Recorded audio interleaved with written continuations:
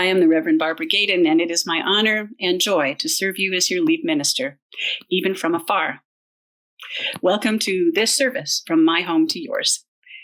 This is a special week, actually, because we have a farewell sermon from our wonderful minister of pastoral care, the Reverend Jim Crawford.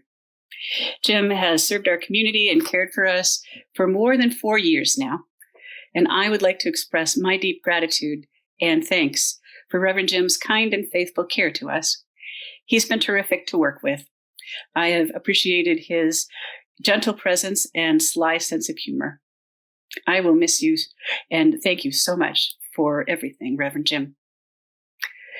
And I'm delighted to welcome you to our service. We are gathering from different homes and neighborhoods, and now, thanks to the internet, from different cities and states, and maybe even different countries. If you have a chalice or a candle, I invite you to light it with me. I have lit my chalice at home.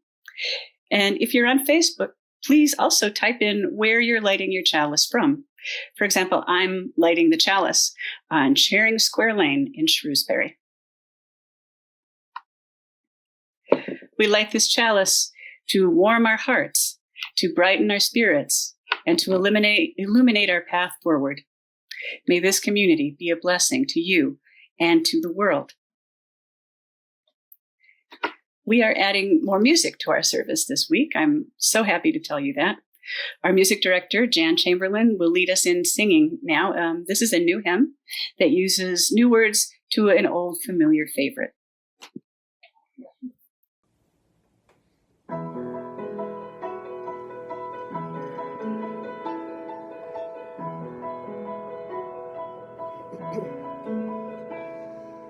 Kindred, now we meet to worship, reaching out through screen and phone. Though we dwell in isolation, we don't have to be alone. Worshiping beyond our building, our connections no less real, though we cannot meet in person. Covenant unites us still.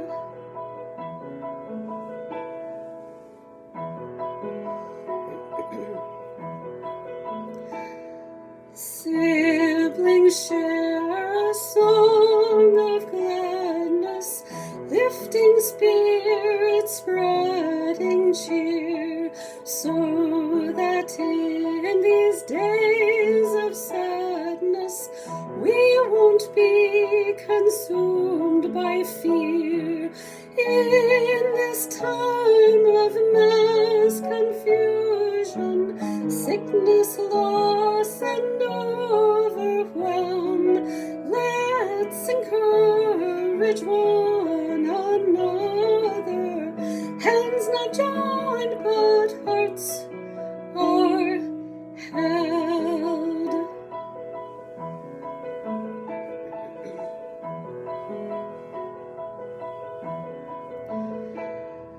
Friends, be gentle with each other.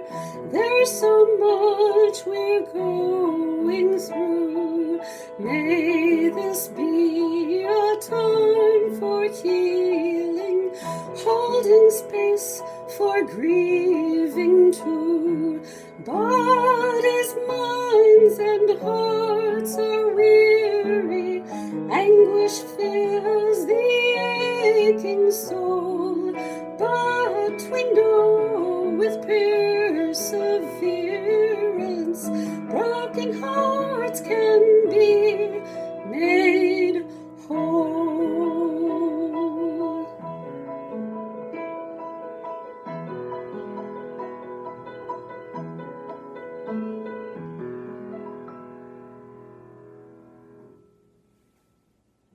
Hello, everyone. Now is the time for all ages on Sunday, March 29th, Today's story will be narrated by me. My name is Heather Flick, and I am a staff member here at Eliot Chapel. And the theme this week for the Time for All Ages is thankfulness and gratitude. And our story today is called Thankful Dogs, a story for all ages. And the author is Naomi King. Once there was a family of dogs. Like many dog families, there was a dog that had wandered off the street, a dog with fine pedigree, a dog from the shelter, and a dog born in the family. They ran and played together. They tumbled together in great furry masses of tails and snouts and paws. They loved each other very much and were very grateful for each other, even if they sometimes growled at one another or worried about there being enough biscuits in the tin on the counter to go around. Each night as the moon rose, the dog family went outside and sat in a great circle on the soft grass. They watched the moon rise, looked into each other's eyes, and wagged their tails. Then, when the moon was above the horizon, the first dog would howl loudly at the moon. And what do you think that dog was howling about? The first dog was telling the other dogs and the whole world what he was grateful for. He was barking, "Thank you for this day, for the running and the jumping. Thank you for the biscuits and the tasty treats. Thank you, little brown dog, for nosing the ball my way. Thanks for this and everything." Then the second dog would point her nose to the moon and begin to bark. And she was saying, "Thank you, wonderful sun that warmed my back. Thank you for the wiggly dances. Thanks for the ringing ice cream truck.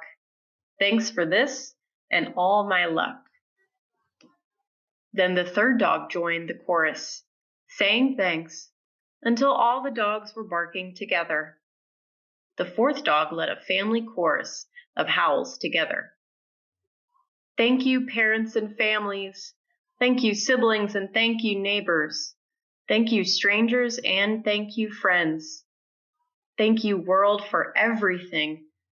We share our thanks and gratitude for everyone, whether near or far, no matter who, no matter where, no matter what you are." The dogs did this no matter what the weather, no matter how many or how few of the family was home, no matter how they felt. The dog family gathered together each and every night to greet the moon and share their thanks.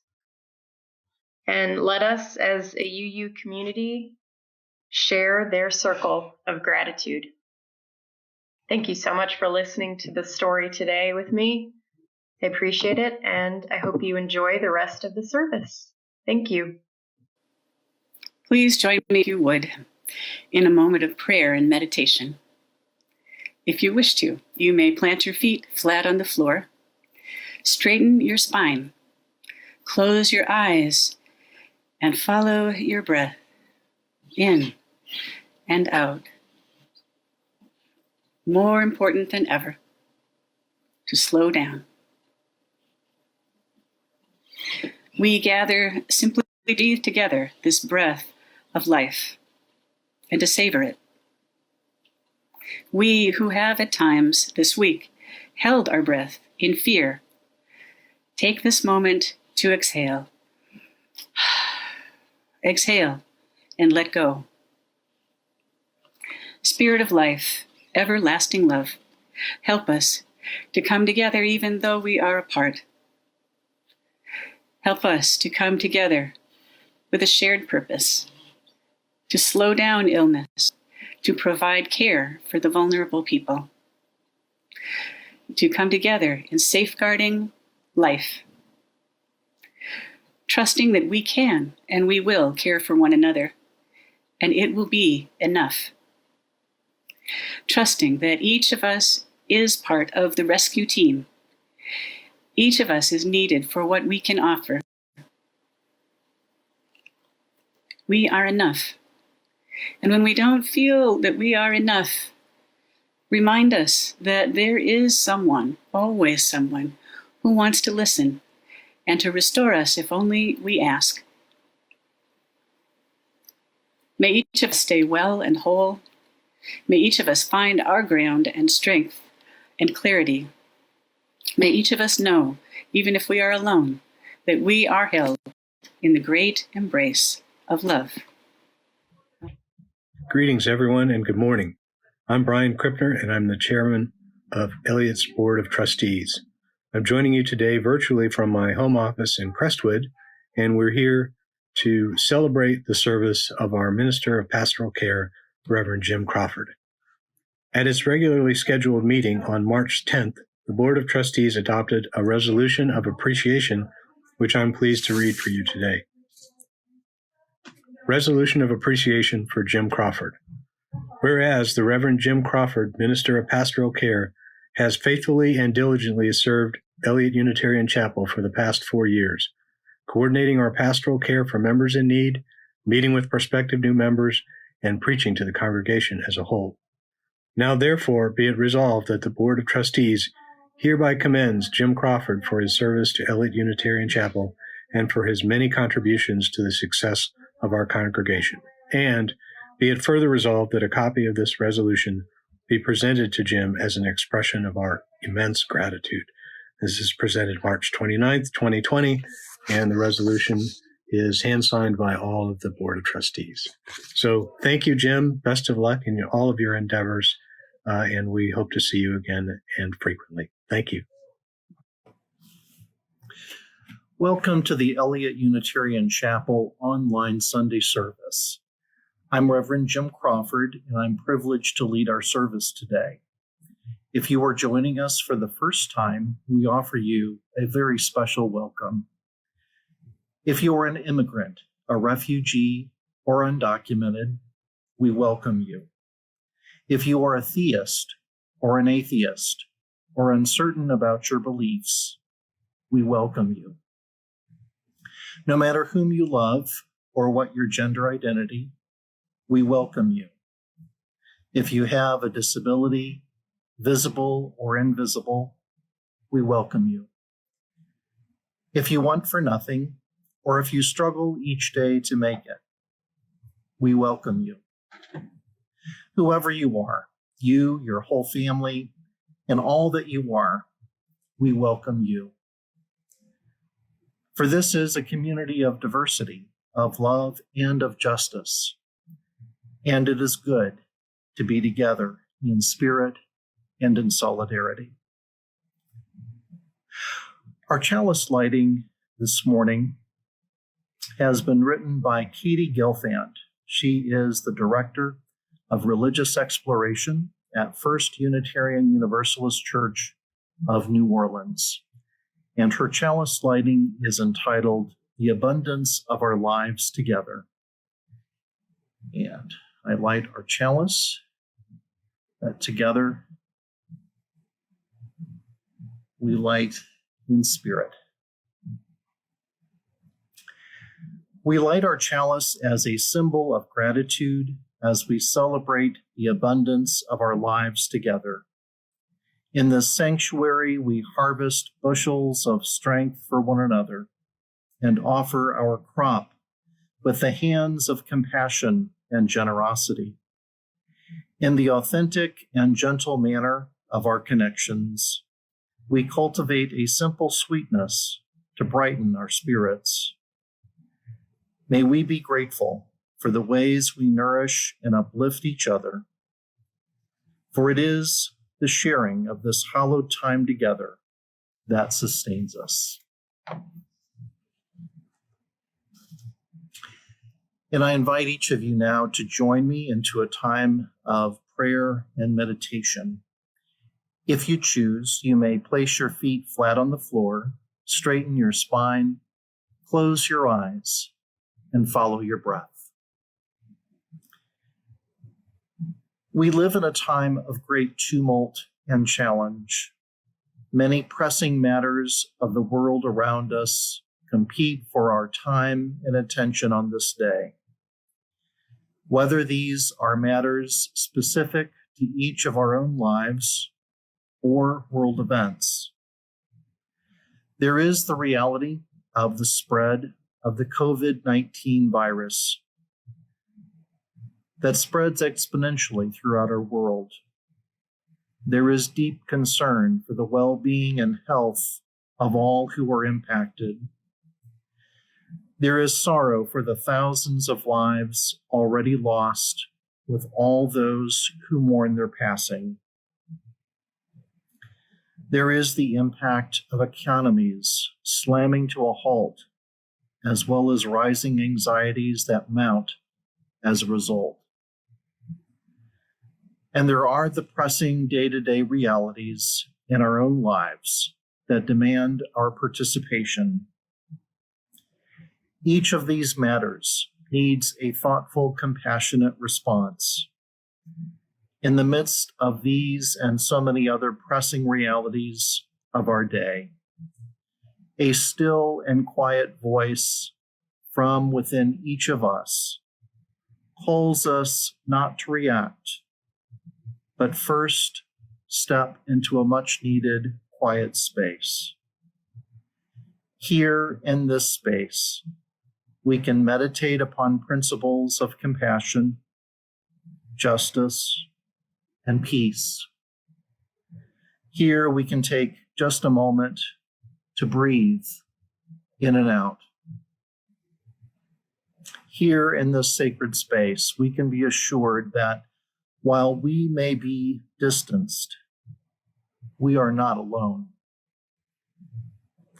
Let us now dwell together for just a few moments of silent reflection and prayer.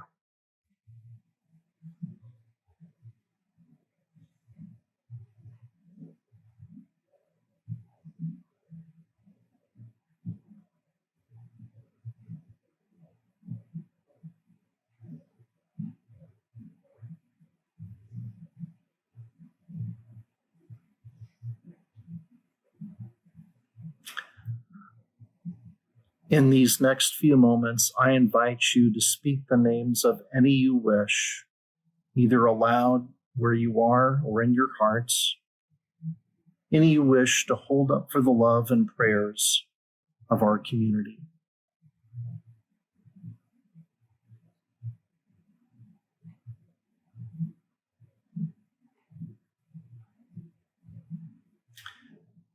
We hold these and all good souls who could not be named in our hearts.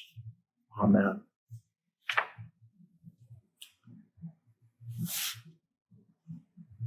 As my time comes with you to a close, I am reminded of my interview with Reverend Barbara before I began my tenure as your minister of pastoral care in January 2016. It occurred to me that ministry at Eliot made good sense for me. After all, each church that I had ever served previously had always been located just within a few blocks of a set of railroad tracks, Route 66, and Interstate 44. So it was with the churches I had served in St. James, Pacific, and in St. Louis. And so it is with Eliot Chapel in Kirkwood. That rather strange coincidence continues to cause me to smile often. These past 4 years have been eventful for our world, for each of our lives, and for our beloved community at Eliot Chapel. There have been times of great joy, such as the election of Reverend Susan Frederick Gray as president of the Unitarian Universalist Association. There was the purchase of 222 Argonne next door to our campus and our decision to become a sanctuary church. There have been times of great challenge that we've experienced together, such as the divisive election of 2016, the racial divisions that we've seen flare up in our nation, and the deep wounds experienced by those who seek to immigrate to our land. Yet through these events, and now in the midst of the impact of the COVID-19 virus pandemic, we continue to encourage, to comfort, to strengthen, and challenge each other. And so as my ministry here at Eliot comes to an end on April 15th, it is important for me to express to each of you my deep and abiding gratitude for the privilege of having served as your minister of pastoral care. It is with a full heart that I thank all of you for allowing me to journey with you for this time. Some of you have allowed me to be with you during very sacred moments such as funerals, memorial services, and celebrations of life. Some of you have allowed me to officiate at your weddings. Some of you have invited me to be with you in hospital rooms, at your bedside and nursing home rooms, and share with you as you considered your past and pondered the future. You have allowed me to participate in Sunday services and to join you in the rites and traditions that have been especially meaningful in this community of love. I'd like to thank Reverend Barbara Gaydon for inviting me to serve in ministry with her for these past 4 years. Her leadership and wisdom have been an inspiration for me, and she is hands down one of the best preachers that I've ever had the privilege of listening to. I'd also like to thank my colleagues on the staff, Camille and Debbie, Christy and Scott, Myron and Ed, Heather and Noel, Jan, David, and Gail, Tim, Latasha, and Anna. Each of you are a treasure to know and to have worked with. To the pastoral care associates, past and present, who include Janice Cox, Linda Cummings, Madeline Harris, John Robinson, Tim Gardner, Jerry Kroll, Marta Gray, Robert Gaydon, Kathy Fuglin, Megan Pinson, Ann Petlin, Lynette Tanaka, Dottie Storr, Karen Gender, Bruce McKenzie, Faith Williams, Steve Menerick, Bob Boyd, Bonnie Quintus, Corinne Esnall, and Sarah Reuter. Thank you all for your dedication and compassion to the Eliot community. To the care team leads that I've had the pleasure of working with these past years, I am so grateful for their ongoing service. Mary Quinn and Mary Meehouse, who coordinate meals, Beth Rossow, who coordinates memorial receptions, Chuck Burgee, who coordinates transportation, and Carolyn Burke, who leads our cards ministry. I extend my deepest thanks to each of you and to the dedicated volunteers who assist you in each and every one of these valued ministries. Thank you. To Marie Fogelman, who has co-facilitated our grief group with me for the past 4 years, I am so grateful to you for sharing your time, your experiences, and yourself in this sacred endeavor. Thank you. For Jeannie Olson, Louise Bradshaw, Joanne Pratz, Idalina Hernandez, and the late Jennifer McKenzie, I am deeply grateful for each of you as we sought to welcome new members into our community in these past years together. To the members of the Covenant Group Development Team, past and present, Kathy McVoy, Tony Saunders, Ann Lemon, Bonnie Quintus, Julie Triplett, Ronnie Kahn, as well as each of the Covenant Group facilitators. Thank you all for allowing me to journey with you as you continue the sacred work of creating and sustaining community here at Eliot Chapel.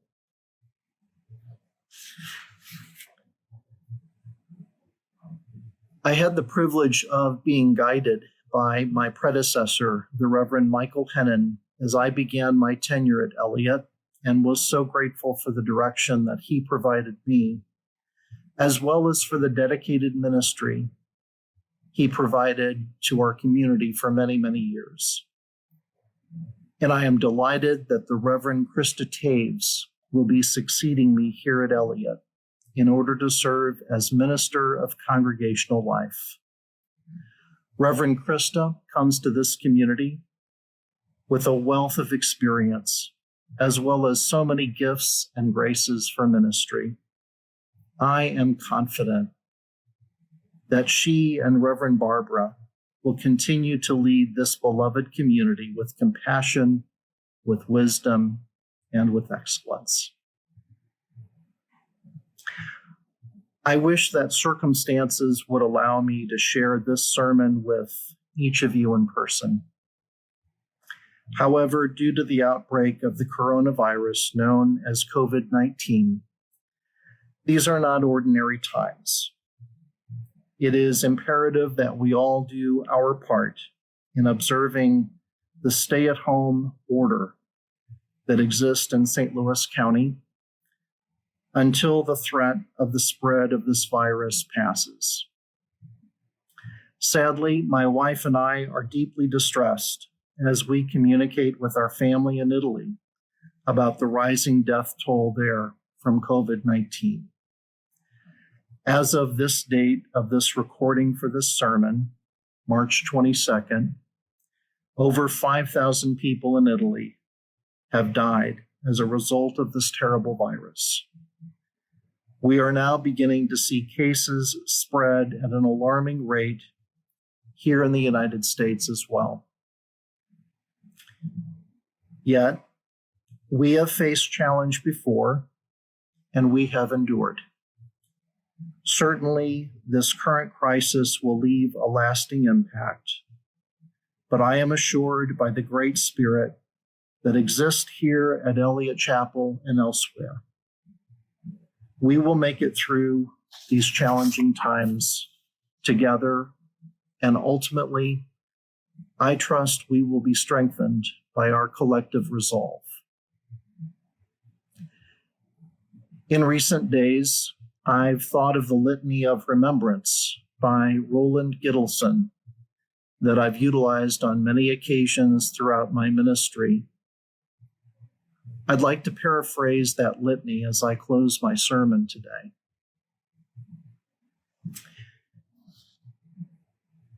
In the rising of the sun and in its going down, I will remember you. In the blowing of the wind and in the chill of winter, I will remember you. In the opening of buds and in the rebirth of spring, I will remember you. In the blueness of the sky and in the warmth of summer, I will remember you. In the rustling of leaves and in the beauty of autumn, I will remember you. In the beginning of the year, as well as when it ends, I will remember you. When I am weary and in need of strength, I will remember you. When I am lost and sick at heart, I will remember you. When I have joys that I yearn to share, I will remember you. For so long as I live, you will always be a part of me as I remember each of you. And now may the peace that surpasses all understanding be with you and among all of you, now and always. Amen.